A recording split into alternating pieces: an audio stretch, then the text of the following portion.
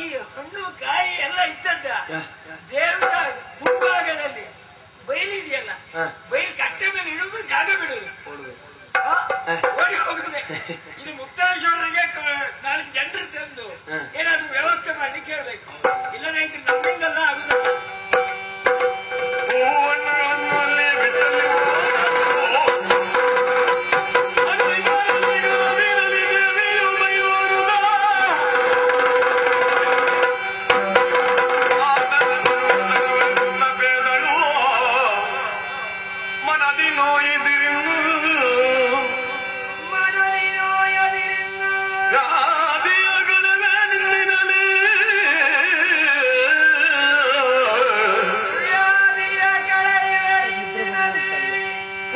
ಮಕ್ಕಳನ್ನು ಕೂಡಿ ದಿನವೂ ಪೂಜೆಯ ಮಾಡಿ ಎನ್ನನು, ವನಿತೆ ಮಕ್ಕಳ ಕೂಡಿ ದಿನವೂ ಪೂಜೆಯ ಮಾಡಿ ಎನ್ನನು. ನೆನೆದೆಯಾದರೆ ಸರ್ವ ಸಂಪದವಿತ್ತು ಸಲಹುವೆ ಎಂದೆನುತ್ತಾ, ನೆನೆದೆಯಾದರೆ ಸರ್ವ ಸಂಪದವಿತ್ತು ಸಲಹುವೆನೆಂದೆನುತ್ತಾ.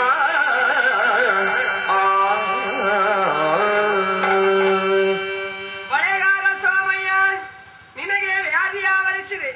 ಈ ವ್ಯಾಧಿ ಆವರಿಸಿದ್ದಿದ್ರೆ ಇದು ಅನ್ಯರಿಂದ ಅಲ್ಲ, ಅದು ನನ್ನ ಗಣಗಳಿಂದ. ಕಾರಣ ನಿನ್ನನ್ನು ನಾನು ನಿಯೋಜಿಸಿಕೊಳ್ತಾ ಇದ್ದೇನೆ. ಉದ್ದೇಶ ನಿಮ್ಮವರಿಂದಲೇ ನನ್ನ ಸನ್ನಿಧಿಯಲ್ಲಿ ಪೂಜೆ ಪುರಸ್ಕಾರಾದಿಗಳು ಸಲ್ಲಬೇಕು. ಆದ್ರೆ ನಿನ್ನ ವ್ಯಾಧಿ ಗುಣಮುಖ ಆಗಬೇಕು ಅಂತಿದ್ರೆ ಕಾಣುವ ಕಡುವ ತೀರ್ಥದಲ್ಲಿ ಸ್ನಾನವನ್ನು ವಹಿಸು, ಶುಚಿಪೂತರಾಗಿ ನನ್ನ ಸನ್ನಿಧಿಯನ್ನ ಸೇರು, ನನ್ನನ್ನ ಅನನ್ಯ ಭಕ್ತಿಯಿಂದ ಅರ್ಚಿಸು, ಆರಾಧಿಸು. ವನಿತೆ ಮಕ್ಕಳನ್ನ ಕೂಡಿ ನನ್ನ ಸನ್ನಿಧಿ ಎಲ್ಲಿದೆಯೋ ಅದರ ಬಳಿಯಲ್ಲಿಯೇ ನೀನು ಕೂಡ ಬಿಡದಿಯನ್ನ ಕಟ್ಟಿ ಅಲ್ಲಿಯೇ ವಾಸಸ್ಥನಾಗು. ಆದ್ರೆ ನನ್ನನ್ನು ಅರ್ಚಿಸುವಾಗ ಅನನ್ಯ ಭಕ್ತಿಯಿಂದ ಅರ್ಚಿಸು. ಎಲ್ಲಿಯಾದರೂ ಸ್ವಾರ್ಥಾಪೇಕ್ಷೆಯಿಂದ ಇಟ್ಟು ನನ್ನನ್ನು ಪೂಜಿಸಿದೆ ಅಂತಾದ್ರೆ ನಿಮ್ ಯಾರನ್ನು ಬಿಡುವ ಹಾಗಿಲ್ಲ, ನಿಮ್ಮೆಲ್ಲವರನ್ನು ಭಕ್ಷಿಸುವುದಕ್ಕೂ ಸಿದ್ಧರಾಗ್ತೇನೆ. ಆದ್ರೆ ಇವತ್ತಿನಿಂದ ಮಳೆಗಾಲ ಸೋಮಯ್ಯನಲ್ಲ, ಜೋಗಿಗಳಂತೆ ಲೋಕದಲ್ಲಿ ಪ್ರಖ್ಯಾತಗೊಳ್ಳಲಿದ್ದೀರಿ. ವಿಪ್ರರಿಗೆ 2 ದಿವಸದ ಅವಕಾಶ ನೀಡುತ್ತೇನೆ ನನ್ನನ್ನು ಪೂಜಿಸುವುದಕ್ಕೆ. ಎಂದು ಬೇಳೆ ದೇವಿ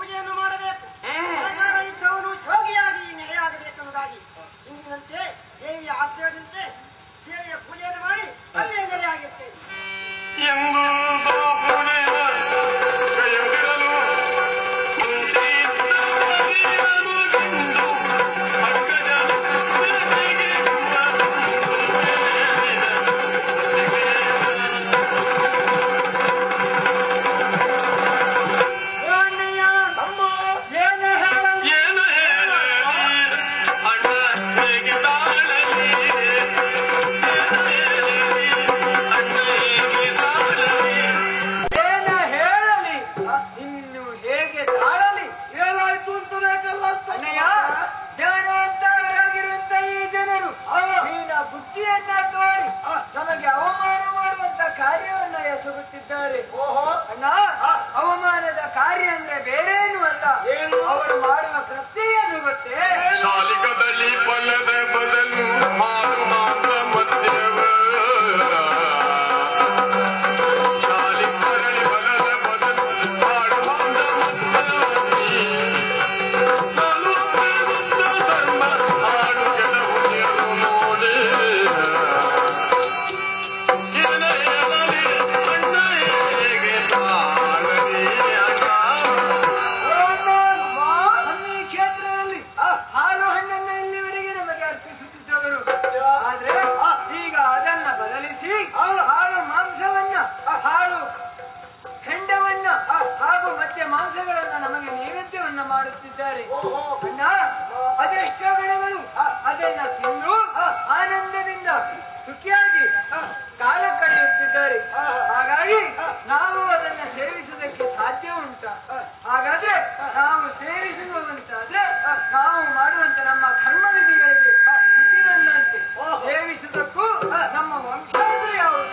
ಬ್ರಹ್ಮವರ್ಗದವರು ನಾವು ಸಮ್ಮತಿಸಲು ಬಹುದೇನು ಬ್ರಹ್ಮವರ್ಗದವರು ನಾವು ಸಮ್ಮತಿಸಲು ಬಹುದೇನು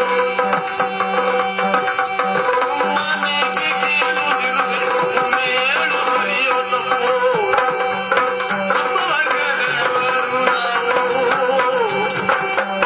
ಬ್ರಹ್ಮವರ್ಗದವರು ಈ ವಿಚಾರದಲ್ಲಿ ನೀನೇ ಯೋಚಿಸಬೇಕು. ಇದು ಸರಿಯೋ ತಪ್ಪು ಎನ್ನುವುದಾಗಿ. ನಾವ್ಯಾರು ಬ್ರಹ್ಮ ವಂಶದವರು. ನಾವು ಬ್ರಹ್ಮ ಕುಲದಲ್ಲಿ ಹುಟ್ಟಿದ ನಾವು ಮಧ್ಯ ಮಾಂಸಾದಿಗಳನ್ನ ಸೇವಿಸಿದ್ರೆ ಅದು ನಮ್ಮ ಧರ್ಮಕ್ಕೆ ಸರಿ ಅನ್ನಿಸ್ತದ. ಹಾಗೆ ಇದು ಸರಿಯೋ ಈ ವಿಚಾರದ ಬಗ್ಗೆ ನೀನೇ ಸ್ವಲ್ಪ ತಿಳಿದು ಯೋಚಿಸಬೇಕು.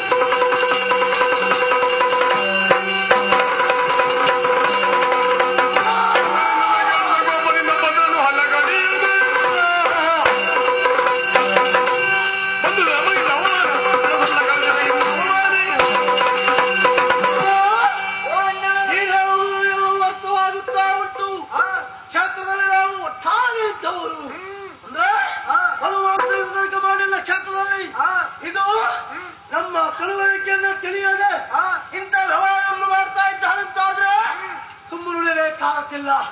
ಆಗಬೇಕು ಊರಿಗೆ ಹೋಗಿ ಊರನ್ನ ಸುತ್ತು ಬರುವಂತ ಚಂದ ಸುಡ್ತಾರೆ. ಓ ಅಣ್ಣಯ್ಯ ಹೇಳೋ